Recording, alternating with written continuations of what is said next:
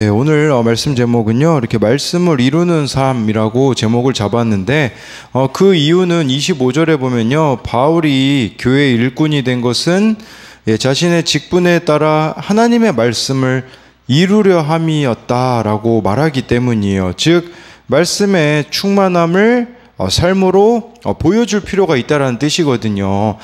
D.L. 무디 목사님이 이런 말씀을 하신 적이 있어요. 우리는 성경을 읽지만 세상 사람들은 우리를 읽습니다 라는 말이 있거든요. 저와 여러분들이 정말 말씀을 이루는 삶을 보여줘야 하나님을 모르는 이들이 구원으로 인도함을 받는다라는 사실이에요. 그래서 오늘 말씀을 통해 말씀을 이루는 삶이 무엇인지 함께 나누겠습니다. 첫 번째로요, 말씀을 이루는 삶에는 맡기신 일이 있습니다. 24절에요.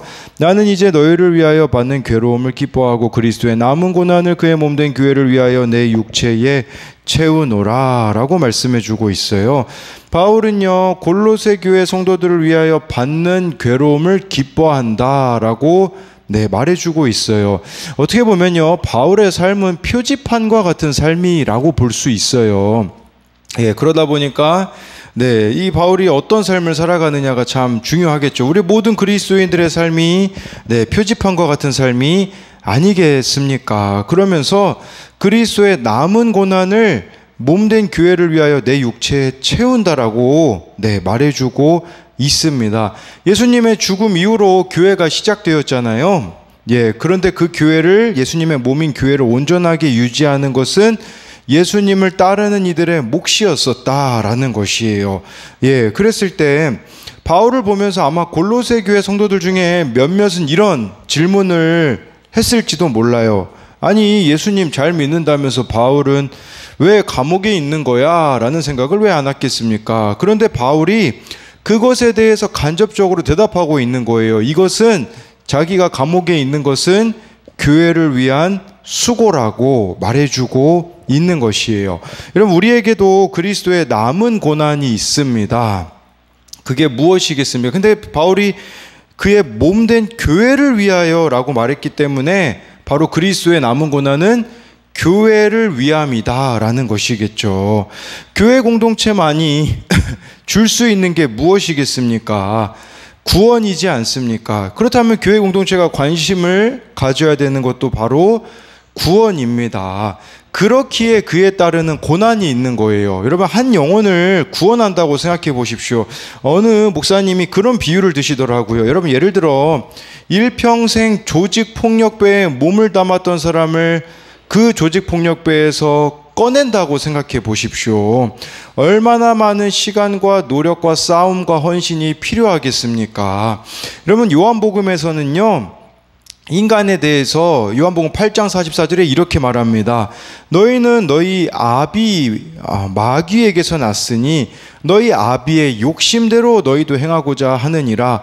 그는 처음부터 살인한 자요 진리가 그 속에 없으므로 진리에 서지 못하고 거짓말을 말할 때마다 제 것으로 말하나니 이는 그가 거짓말쟁이요 거짓의 아비가 되었음이라 라고 말해주고 있어요.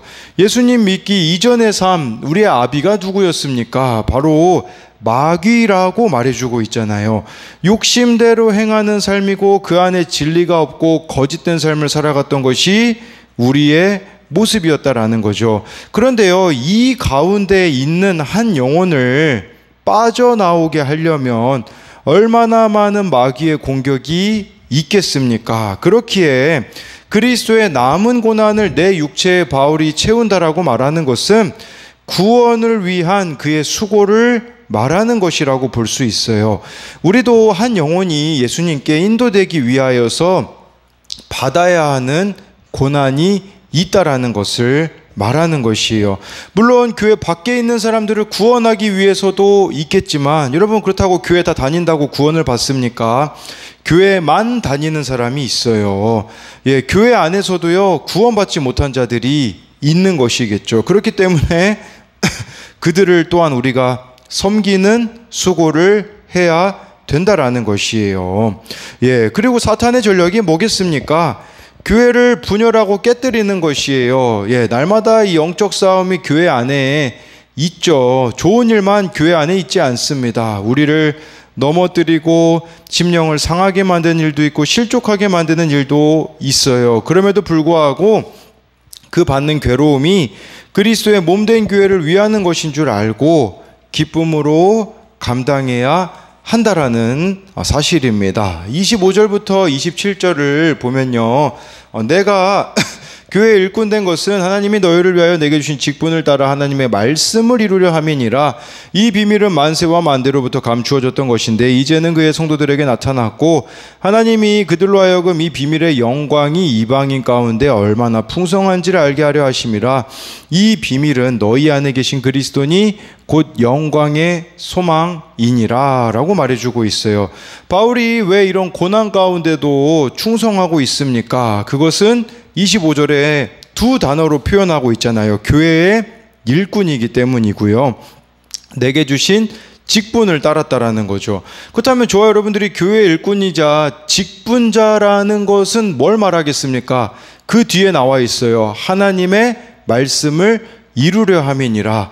저와 여러분들이 교회의 일꾼과 직분자라면 해야 되는 게 있어요. 하나님의 말씀을 이루는 삶을 살아야 되는 것을 말하는 것이겠죠. 영어 성경에는요, 어느 영어 성경에는 이게 이렇게 나오더라고요. 하나님의 말씀의 충만함을 보여주다라고 이렇게 나오더라고요. 저와 여러분들에게 하나님께서 맡기신 일은요, 말씀의 충만함을 드러내는 것이에요. 아주 쉽게 말하자면요, 말씀대로 믿고 살고 누리는 모습을 보여주는 거, 말씀대로 적용해가는 모습을 보여주는 것이죠. 그런데 교회 안에 직분자라고 말하는 사람들이 말씀을 가까이 하지 않으니 어떤 일이 벌어지게 되어집니까? 그 가운데 많은 의견 충돌, 분열, 또 자기 소견에 옳은 대로 이야기하고 있지 않습니까? 직분자라는 건 교회 일꾼이라는 것은 말씀을 가까이 하는 자가 최우선순위다라는 것을 말해주는 것이겠죠. 그렇다면 내가 직분을 못 감당하고 있다는 것은 말씀 없는 삶을 사는 것이다 라고 할 수가 있겠죠. 그러면서 26절에 바울이 비밀에 대해서 말합니다.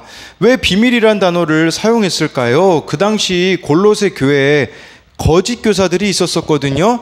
그 사람들이 가장 많이 썼던 단어가 비밀이었다라고 하더라고요. 그 사람들은 골로새 교회 거짓 선생들이 자주 썼던 단어가 비밀이었는데 그들은 아무도 알지 못하는 은밀한 것을 자기들만 알고 있다고 과시하기 위해서 이 단어를 썼다고 합니다.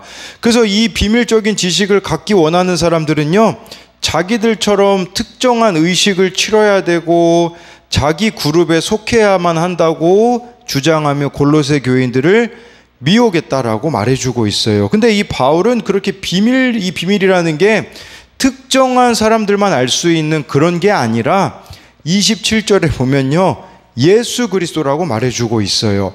이 비밀은 유대인뿐 아니라 이방인을 위한 구원 계획까지 들어있는 것을 말하는 것이라고 할 수가 있는 것이겠죠.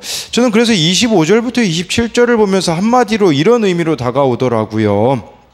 정말 저와 여러분들이 교회의 일꾼이 되어서 말씀대로 믿고 살고 누리는 자는 반드시 영혼 구원의 열매를 맺게 된다로 다가오더라고요. 우리가 하고 있는 말씀 묵상, 큐티의 꽃이 적용이고 결론이 영혼 구원이잖아요. 우리가 정말 바르게 말씀을 묵상하며 살아간다면 반드시 다른 영혼에 대한 구원의 수고에 적용을 하게 되고 그것이 열매 맺을 날이 올 거라는 사실입니다. 그래서 이것에 대한 적용 질문도요, 내 곁에 있는 지체의 구원을 위해 내가 감당해야 할 고난은 무엇입니까? 그 고난을 기쁘게 받아들입니까? 두 번째로는요, 내가 겪은 고난을 말씀으로 해석하고 있습니까? 그것을 누군가에게 나누어서 살려낸 적이 있습니까? 두 번째로요, 말씀을 이루는 삶은 완전한 자로 세워져 가야 합니다. 28절 29절을 보면요, 우리가 그를 전파하여 각 사람을 권하고 모든 지혜로 각 사람을 가르침은 각 사람을 그리스도 안에서 완전한 자로 세우려 함이니 이를 위하여 나도 내 속에서 능력으로 역사하시는 이의 역사를 따라 힘을 다하여 수고하노라 라고 말해주고 있어요. 바울은 우리가 그 예수님을 전파하여 각 사람을 권한다 라고 말해주고 있는데, 이 권하고 라는 말이요, 권면하다라는 뜻입니다. 여러분, 권면이 뭘까요? 권면이요, 그냥 격려하고 권하는 정도를 말하는 게 아니에요. 이 권면이라는 것은요, 원래 의미가 뭐냐면 허물과 악을 드러내어 돌려놓다라는 뜻이에요. 허물과 악을 드러내어 돌려놓다. 쉽게 말하면 바로잡다라는 개념이 들어 있는 것이에요. 각 사람에게 그 바뀐 자리가 있거든요. 그걸 말씀으로 되찾을 수 있도록 만들고 잘못된 것을 바르게 되돌려 놓는 방식으로 자라게 하는 것을 가리키는 것이라고 할 수가 있어요. 또한 각 사람을요, 가르쳐야 된대요. 네, 모든 지혜로 가르쳐야 된다라고 말하는데요. 여러분, 한 번 구원이 영원한 구원이라고 말하는 사람들이 있어요. 근데 그 구원이 진짜라면 맞는 말일 수 있겠죠. 그런데 실제로 한번 보세요, 여러분. 예, 한번 예수님 만났다고 해가지고 사람들이 뭐 넘어짐이 없나요? 실수가 없나요? 존재합니다. 예수님 만난 이후에도요. 그렇기 때문에 우리들에게 필요한 게 뭡니까? 가르침이라는 사실이에요. 우리들의 삶에 고쳐가야 되는 부분들, 싸워가야 되는 부분들이 여전히 존재한다라는 것을 말해 주는 것이겠죠. 그래서 정말 내가 이렇게 가르침을 받고 있는가를 돌아봐야 하는데, 이렇게 가르치고 권면하는 이유가 뭐냐면 28절에 그리스도 안에서 완전한 자로 세워지기 위함이다 라고 말해주고 있는 것이에요.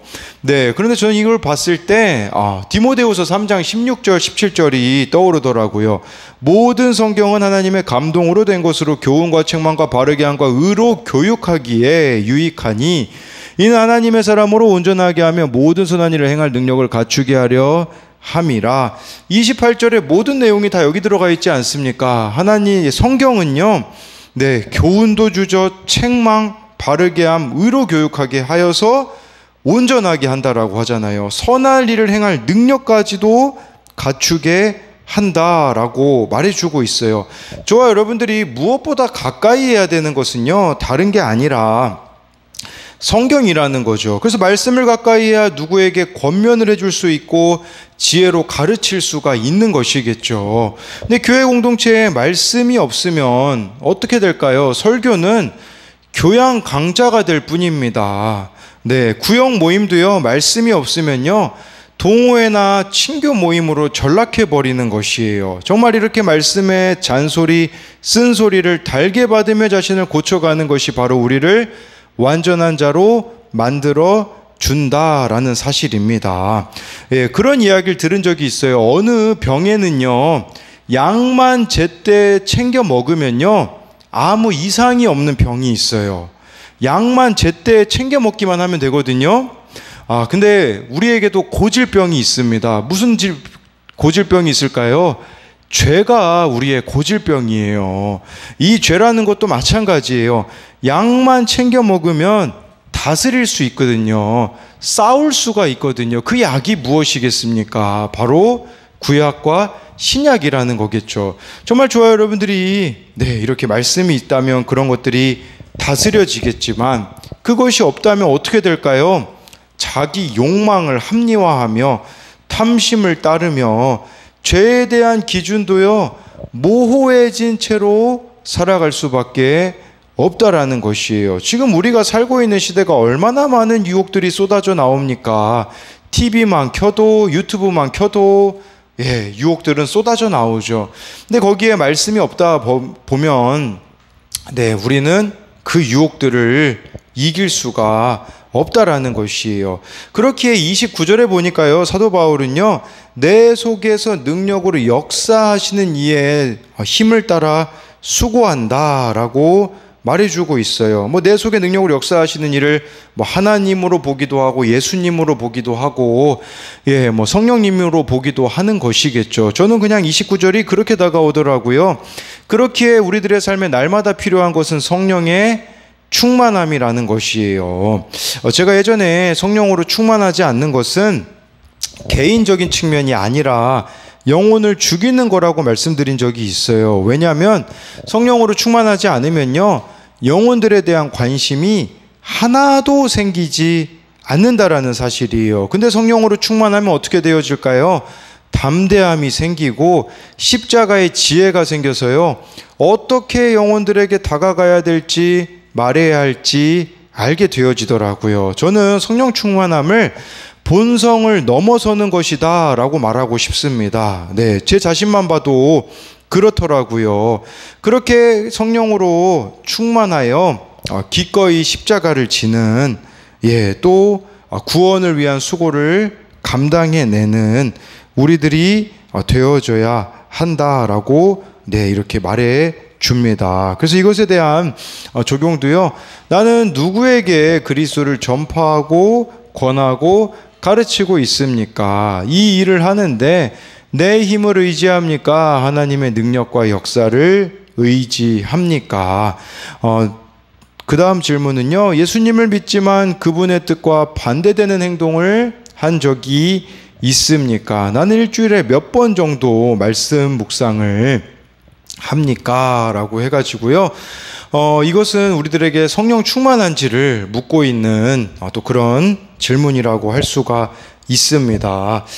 기도하겠습니다. 살아계신 하나님, 바울은 이 골로새 교인들을 위하여 받는 괴로움을 기뻐한다고 하였습니다. 우리도 이 교회 공동체 지체들의 그 구원을 위한 수고를 기쁨으로 감당해낼 수 있도록 은혜를 베풀어 주옵소서. 그러나 이것은 나의 힘으로 되어지지 않습니다. 우리가 교회 일꾼이고 직분자인데 그것은 다른 게 아니라 말씀대로 믿고 살고 누리는 삶이라고 말씀해주고 있습니다. 정말 우리들의 삶 가운데 말씀이 들려져서 구원을 위한 적용을 하고 그 적용들이 모여 영혼 구원의 열매를 맺는 자들이 되어질 수 있도록 인도하여 주옵소서. 또한 우리가 각 사람에게 권면을 해야 됩니다. 누군가의 잘못된 것을 바로잡는 것에는 참 내가 거부당하고 내가 또 어려움을 당하는 그 길을 걸어가는 것입니다. 또한 상대방이 받아들이지 않을 때마다 얼마나 많은 마음의 낙심이 되는 일들이 있는지 모릅니다.